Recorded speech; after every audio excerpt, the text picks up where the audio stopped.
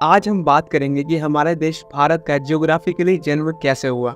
हमारी धरती पर जिस तरह से सभी डिवाइडेड कॉन्टिनेंट्स दिखाई देते हैं, आज से करीब 20 करोड़ साल पहले ऐसे नहीं थे। उस वक्त सिर्फ एक सुपर कॉन्टिनेंट हुआ करता था जिसे नाम दिया गया पेंजिया। इसके चारों तरफ सिर्फ एक ओशियन हुआ करता था जिसका नाम था पैथालासा। और आज के सारे कॉन्टिनेंट्स इसी पेंजिया से टूटकर बने हैं। ये थ्योरी देने वाले साइंटिस्ट एल्फर वैगनर थे और उनका ये भी मानना था कि उसी वक्त उस महाखंड पर रेंगने वाले क्रिएचर्स का भी विकास हुआ।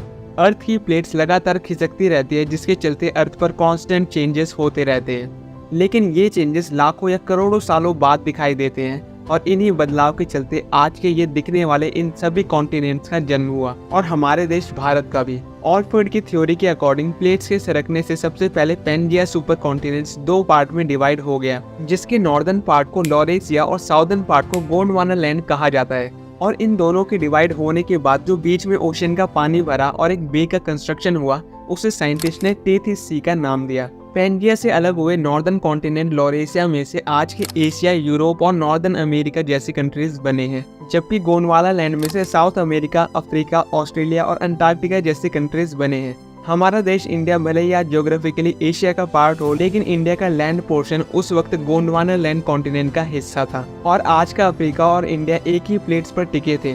धीरे धीरे इन प्लेट्स के सरकने पर ये प्लेट्स भी अलग होती गई और इंडिया की ज्योग्राफिकल प्लेट अफ्रीका से अलग होकर धीरे धीरे एशिया की तरफ बढ़ने लगी और आज के लद्दाख वाले पार्ट की तरफ लगातार बढ़ती रही। और एक टाइम आया जब ये प्लेट एशिया के लद्दाख वाले पार्ट से टकरा गई। जब दो प्लेट्स का टकराव होता है तो भारी प्लेट नीचे की तरफ सरकती है और हल्की प्लेट ऊपर उठ जाती है। उस वक्त भी ऐसे ही हुआ और आज के हिमालय का निर्माण हुआ।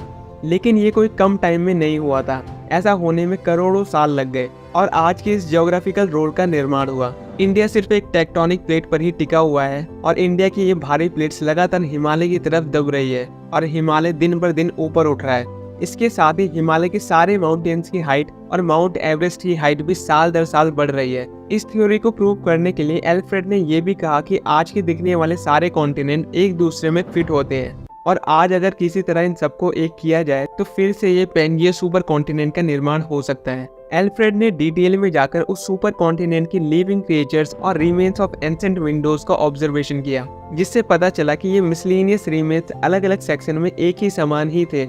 इसके साथ ही एल्फ्रेड ने अपनी इस थ्योरी को प्रूव करने के लिए कई सारे एग्जाम्पल भी दिए।